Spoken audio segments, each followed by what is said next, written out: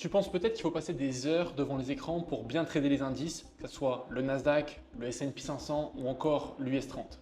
Laisse-moi te montrer comment je fais ça de manière très simple en 15 minutes chaque jour. Dans cette vidéo, je vais donner les différentes étapes de mon processus d'analyse que j'utilise pour les indices US, donc de manière simple et rapide, tous les jours avant l'ouverture de la session de New York à 15h30. Depuis maintenant 2 mois, j'ai concentré 90% de mon trading autour des indices US pour différentes raisons.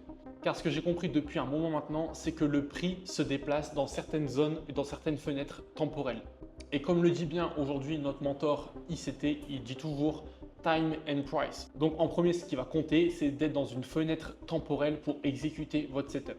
Beaucoup vont se concentrer sur le prix, mais pas sur le temps. Bref, je t'expliquerai tout ça au cours des prochaines vidéos qui seront dédiées principalement aux indices américains. Maintenant, je vais te partager toute la méthodologie et le processus que j'utilise du coup pour analyser et préparer ma session de trading avant l'ouverture de l'Open US. Et donc préparer une potentielle prise de position à partir de 15h30.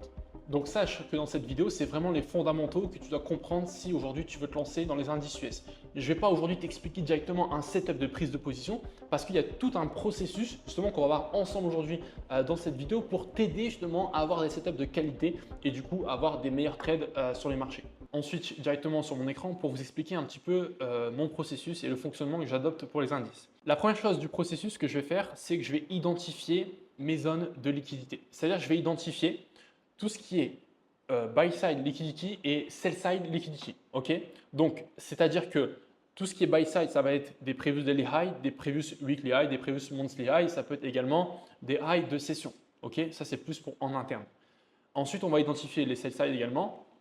Donc, c'est tout ce qui est previous daily low, previous weekly low, low de session, tout simplement. Donc ici, vous allez voir qu'on a. Donc là, on est sur la journée du 31 juillet. Ok, moi, je vais trader le vendredi 1er août. Donc le soir, enfin le matin, quand j'arrive sur le marché du 1er août, je passe toujours en daily. Et c'est vraiment ça que vous devez comprendre, c'est qu'on se met toujours en daily et on va identifier mes liquidités majeures. Ok, donc ici, par exemple, on est sur le mardi 22. Ça, on voit que c'est le plus bas de la semaine précédente. Donc on va identifier le previous weekly low. Ensuite, on en a différents ici. Ici, on a ce qu'on appelle, on peut appeler ça une poule de liquidité. Simplement, on voit qu'il y a énormément de mèches. Et aujourd'hui, les mèches, c'est la liquidité. Et la liquidité, c'est aujourd'hui ce que va essayer de capturer le marché. D'accord, les market makers, etc., ils vont essayer, leur but, c'est d'exécuter un maximum d'ordres, que ce soit des TP ou des stop loss. Mais ici, on peut voir qu'il y a énormément d'ordres d'achat qui ont été posés avec les mèches. Et donc, on voit que tous les SL ont été placés ici en dessous. Donc, nous, ici, on a le lundi 7 juillet qui est également un weekly low. Donc, on va identifier weekly low. Okay, et enfin, on a le plus bas du mois de juillet, qui est le mercredi 2 juillet. Donc ici, j'identifie bien le previous monthly low qui est également suivi d'un FVG mensuel. Donc, vous voyez, j'ai identifié mes liquidités sous forme de previous weekly et previous daily, mais dans mes liquidités, je vais aussi inclure tout ce qui est FVG. Donc les FVG, que ce soit en mensuel, les FVG en weekly ou les FVG en daily pour le moment. D'accord, on va rester là-dessus. C'est ces liquidités en fait qui sont des liquidités HTF qui vont driver le marché. Donc quand on sait les identifier, on peut également savoir où va se diriger le prix potentiellement prochainement. Première étape, identifier les liquidités.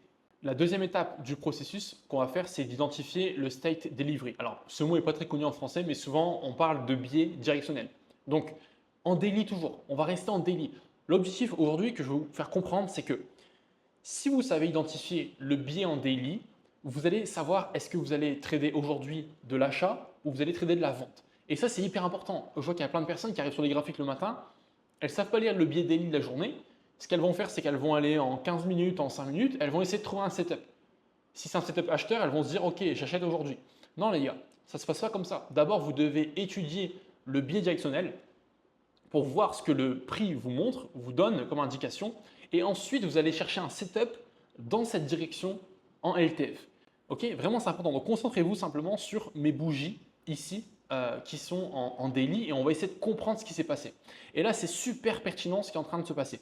Regardez bien, ici on est sur la bougie du jeudi 31. Le jeudi 31, qu'est-ce qu'on est venu faire? On est venu prendre ici du coup le previous daily high. On a fait une vraie prise de liquidité, c'est ça qui est intéressant. Regardez la bougie, on a une bougie haussière on prend la liquidité ici au-dessus, donc de la session de la veille, de la journée de la veille, et ensuite on renverse la bougie et on englobe. Et ce qu'on arrive à faire en plus, à pas grand-chose, mais c'est qu'on arrive à clôturer presque en dessous de la mèche de cette bougie haussière. Donc une fois qu'on arrive à, on va dire, clôturer et passer en dessous, bah, ça nous donne l'indication qu'aujourd'hui notre biais va être baissier, okay, notre biais directionnel. Donc ça va être des ventes. En plus de ça, on va ajouter la confluence que je vous ai indiqué. Le marché se déplace de liquidité en liquidité. Ici au-dessus, bah, on a pris tout ce qu'il y avait. Honnêtement, il n'y a rien à prendre. On est sur des ATH, il n'y a plus rien ici à prendre. Le marché, il était quand même haussier depuis un long moment. Okay, vous voyez, on a maintenu à chaque fois ma FVG en daily. Ici, ma FVG en daily, boum, elle a été maintenue. On a continué à la hausse. Et là, bah, qu'est-ce qu'on a fait? On a consolidé, prise de liquidité d'un côté, renversement. Là, on le verra mieux en 1 heure, mais pour l'instant, je veux vraiment qu'on se concentre sur le daily, c'est le plus important. Donc moi, simplement, bah là, je me dis, ok, simple, on a pris tout ce qui est en haut, moi, je vais chercher tout ce qui est en bas. Donc, mon biais est baissier. Donc, je sais que pour la journée d'aujourd'hui, je vais chercher des ventes sur le marché. Et pour vous aider, vous donner une astuce pour vraiment mieux comprendre le biais directionnel, vous avez 2 questions à vous poser. Où est le marché et où va le marché? Donc, où je suis actuellement et où je vais prochainement. Et en comprenant ça, bah, vous allez comprendre la direction que va prendre le marché dans les prochains jours.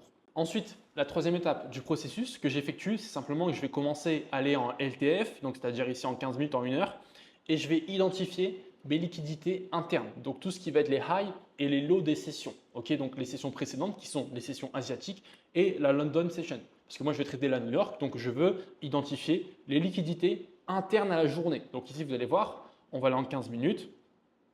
On va laisser avancer le prix. Donc ça, c'est la session asiatique. Nickel. OK. Donc là, hop, hop, hop. Donc là, à partir de la session asiatique, ce que je peux faire, c'est que j'identifie mon high ici.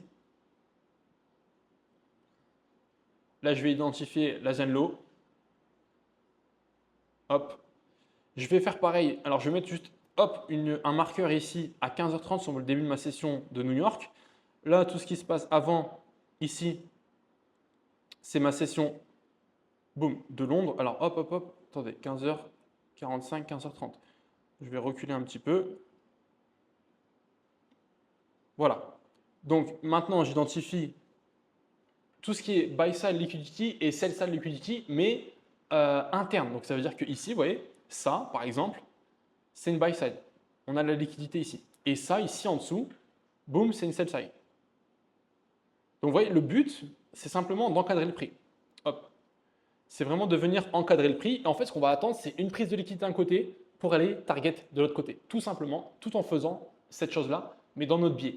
Une fois que j'ai fait ça, donc là, je suis à ma 4e étape, maintenant la 4e étape du processus, avant ma session, de créer un scénario, de créer 2 scénarios possibles dans ma tête. C'est-à-dire que je sais que je veux prendre une vente, ok, donc je veux un setup vendeur, donc je vais essayer de me dire dans ma tête, ok, bah en fait, quelles sont simplement les conditions que le marché doit valider pour que je prenne ma position.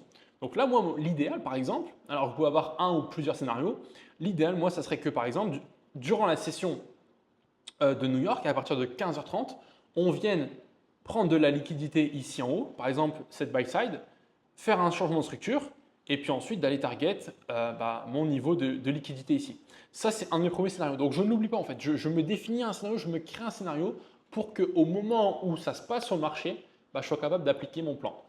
Et on peut se faire un deuxième scénario éventuellement, ça serait qu'on revienne davantage vraiment prendre ici toute la liquidité de la zone high et ensuite chuter. Ok, donc moi, ce que je vais surveiller simplement, c'est mettre une alerte à ces niveaux-là et voir comment le prix va réagir. Et enfin, pour finir la préparation de ma session, on va faire une chose très simple, c'est d'aller checker les annonces économiques. Donc, il faut regarder si on n'a pas d'annonce économique. Si j'ai une annonce, j'attends qu'elle passe sur le marché pour ensuite prendre des positions. Ok, jamais de prise de position sur les indices US avant l'annonce économique. Vraiment jamais. Vous allez vous faire nettoyer en 2 secondes. Une fois que tout ça est fait, il vous reste simplement à attendre l'ouverture de la session US pour pouvoir exécuter votre setup.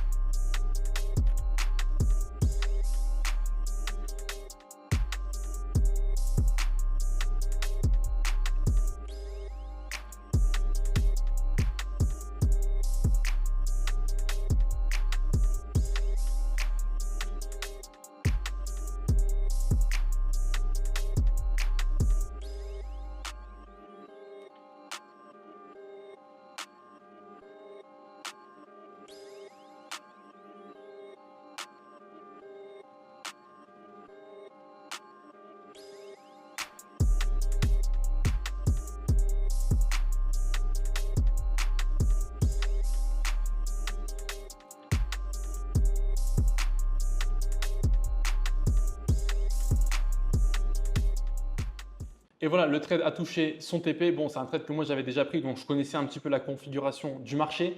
Bon, ici on est sur un trade à 6,70 R. Il ne faut pas vous attendre forcément à des performances comme ça sur les indices, même si ça peut être très volatile. En tout cas, le but de ma stratégie, de mon système sur Pulse US, c'est pas d'aller chercher des gros RR. Ok, c'est clairement d'avoir de la constance. Parce que ce qui vous fait défaut aujourd'hui dans votre trading, c'est que vous manquez de constance, de régularité.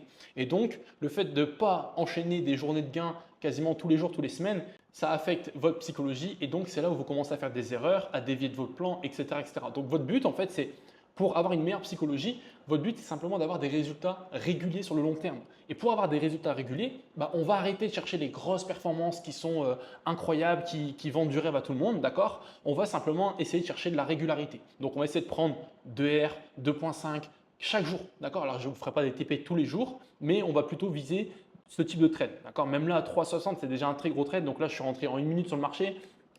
Et encore une fois, j'avais mon State Delivery, j'avais mon biais directionnel et j'avais ma target. Je savais où je voulais que le marché vienne. Ensuite, le marché a exécuté mon setup. Donc simplement, je suis venu target la zone et le niveau clé que j'attendais sur le marché. Et vous pouvez le voir, le marché a fortement réagi une fois qu'on est venu toucher la zone. Regardez comment ça a été chirurgical. Donc voici un exemple simplement du système Pulse US que je vais vous détailler prochainement sur toutes les vidéos YouTube que je vais faire consacrées aux indices US, que ce soit sur le Nasdaq, que ce soit sur le S&P 500, que ce soit sur l'US 30. Vous allez voir, les trades sont assez incroyables au niveau de la précision et surtout au niveau de la rapidité. Ok, là, on est sur un trade qui a quand même duré 1h30 pour prendre 7 R quasiment. Donc, on est quasiment sur une performance mensuelle qui peut être faite en un seul trade. Comme je le répète, les gains passés ne représentent pas les gains futurs. Là, on est sur un trade quand même d'exception. En moyenne, je tourne à 2.4, 2.5 R par trade avec ce système. Donc, il faut le backtester, il faut voir comment ça fonctionne pour vous. Mais voilà un petit peu l'exemple du processus. J'ai volontairement fait exprès de ne pas vous montrer, pas vous expliquer la prise de position. Ça arrivera dans les prochaines vidéos. Donc, soyez patients. Je le rappelle, abonnez-vous pour ne pas louper ce type de vidéos sur les indices US parce que j'ai vraiment décidé de me concentrer là-dessus. Je sais qu'il y a énormément de valeur. Il y a beaucoup de personnes qui aimeraient apprendre à trader le Nasdaq parce que c'est tous les jours à 15h30, entre 15h30 et 18h. D'accord, on était sur 18h30, ça va aller jusqu'à 19h des fois, ça va dépendre. Mais en gros, vous avez une fourchette de 2-3 heures uniquement dans la journée. Donc, c'est ça qui est bien, c'est que pour ceux qui bossent, c'est l'idéal, c'est que vous vous concentrez à partir de 16h jusqu'à 18h sur votre trading. Donc, maintenant que tu as vu un petit peu le processus que j'utilise pour rentrer en position, dans les prochaines vidéos, comme je t'ai dit, on verra ensemble comment rentrer en exécution sur le marché, comment être précis sur les indices US. Honnêtement, c'est très rapide, il faut être très précis, ça demande pas mal de compétences techniques, mais aujourd'hui, je suis là pour les transmettre. Si tu veux apprendre à trader les indices US avec moi grâce à la méthode Pulse US, sache que dans les prochains jours, je vais lancer officiellement la formation Pulse US. Donc, je t'ai mis dans la description un lien de candidature. Pour l'instant, c'est une liste d'attente. Donc, tout simplement, tu déposes ta candidature et au moment où on sortira la formation, tu seras contacté en priorité pour pouvoir aujourd'hui nous rejoindre au sein de la formation. Et nous, on se retrouve la semaine prochaine pour une nouvelle vidéo exclusive sur les indices US. C'était Time Invest. Tchuss.